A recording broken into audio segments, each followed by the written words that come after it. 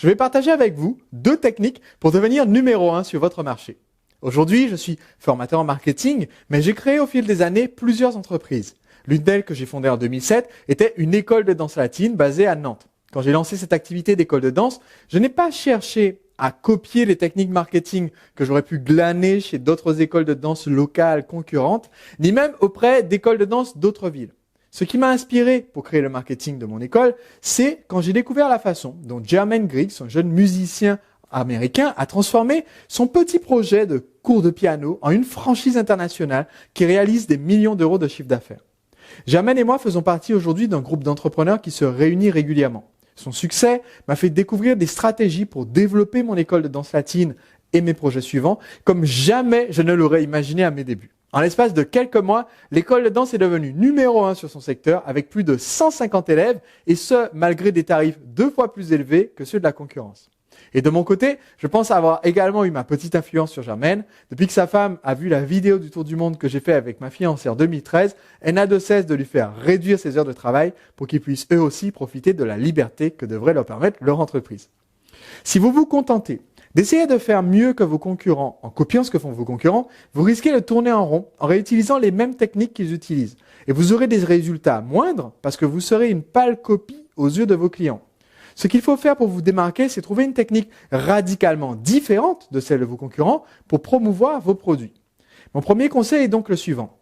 Pour promouvoir vos produits d'une façon innovante, regardez ce que fait un leader sur un autre marché et importez sa méthode dans votre secteur. Aux yeux de vos clients, vous innovez parce qu'ils n'ont jamais vu cette méthode en action. Cependant, vous innovez sans risque parce que ces méthodes ont fait leurs preuves dans d'autres marchés. Alors, comment faire pour accéder à de telles méthodes? Comment trouver des leaders d'autres secteurs que le vôtre qui acceptent de partager ce qui a marché pour eux? Le plus simple, c'est de faire partie d'un groupe d'échange dans lequel se réunissent des entrepreneurs brillants qui sont issus de secteurs d'activité différents. C'est cette diversité qui va vous permettre de trouver des idées novatrices qui n'ont jamais été portées dans votre secteur. Au début de cette vidéo, je vous ai promis 2 conseils pour devenir le numéro 1 sur votre marché. Le deuxième conseil consiste à communiquer avec le client d'une façon différente de ce que fait la concurrence. Là encore, c'est quelque chose que j'ai appris en faisant un jour un test sur un de mes sites. Je vous disais tout à l'heure que je suis à la tête de plusieurs entreprises. L'une de ces activités est un site de conseil amoureux pour les hommes célibataires.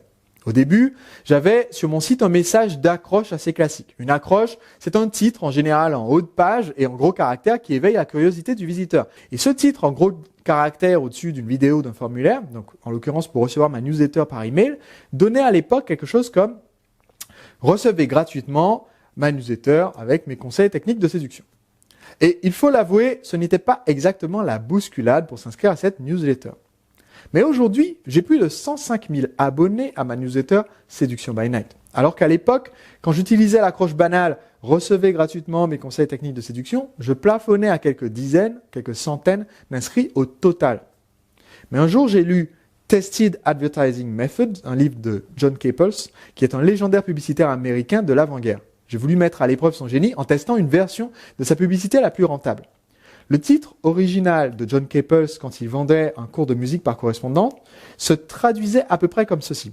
« Ils ont ri quand je me suis installé au piano, mais pas quand j'ai commencé à jouer. » Donc, j'ai rédigé cette version, modifiée, adaptée. « Ils ont ri quand j'ai abordé cette jolie blonde, mais pas quand j'ai obtenu son numéro. » Le résultat de cette nouvelle accroche sur mon site web, eh bien, j'ai doublé, puis triplé les inscriptions sur mon site. Et sans ajouter un visiteur de plus à mon trafic quotidien. Les milliers, puis dizaines de milliers d'internautes qui se sont inscrits à mon site par la suite m'ont permis de construire une entreprise leader dans son domaine et de faire de mon livre de conseils amoureux un best-seller. Mais la morale de l'histoire n'est pas seulement de changer l'accroche en haut d'une de vos pages web. Vous devez aussi savoir ce que veulent réellement les visiteurs de votre site. Dans ce cas que je viens de vous citer, je me suis rendu compte que mon visiteur type ne s'intéresse pas à des techniques de séduction sur mon site de séduction. Il veut en fait le résultat final. Il veut rencontrer la femme de sa vie et quelques petits à côté importants comme prendre une certaine revanche sur ses amis moins timides en leur montrant de quoi il est capable. En pensant ainsi à ce que veut vraiment le client, vous allez révolutionner la façon dont vous communiquez directement avec vos visiteurs, vos inscrits et vos clients. Par exemple, quand Cassie, un jeune photographe que j'ai présenté récemment dans une de mes newsletters, le courrier des entrepreneurs, quand il voit passer une cliente qui vient pour faire une photocopie d'une page d'un livre, ce qui représente une transaction de 30 centimes, Eh bien, il pourrait se dire que c'est une transaction de peu de valeur. Il pourrait essayer de se débarrasser rapidement de cette cliente à faible valeur ajoutée qui est à la photocopieuse pour avoir plus de temps pour les suivantes.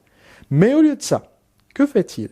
Eh bien, il propose à cette personne de s'installer un instant pour faire des essais de photos de portrait, juste pour voir, parce qu'il sait que si la personne dit « oui, pourquoi pas », eh bien, il y a quasiment 100% de chance pour qu'elle craque sur une des photos, une fois qu'elle verra les portraits sur son écran d'aperçu des photos d'essai. Autrement dit, il transforme une transaction à 30 centimes, une simple photocopie dans son studio, en un achat de book photo à 90 €, juste avec une simple question.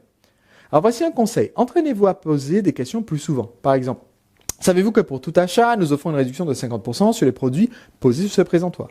Ou encore, nous venons de valider votre commande sur notre site web pour le modèle Paris taille S. Souhaitez-vous pour seulement 25 € de plus pouvoir aussi recevoir le modèle Loana taille L? Ou encore, 77% de nos clients ont la garantie Diamant 3 ans avec votre produit. Puis-je vous en toucher quelques mots pour que vous voyez si ça vous intéresse? Une toute petite question posée au bon moment, de vive voix ou directement sur votre site, peut informer innocemment votre client sur vos autres produits et services et lui permettre d'acheter plusieurs produits au lieu d'un seul. Sur un site internet, ça correspond donc à une toute petite case à cocher. Et ce deuxième petit conseil peut être extrêmement rentable pour vous, pour votre activité.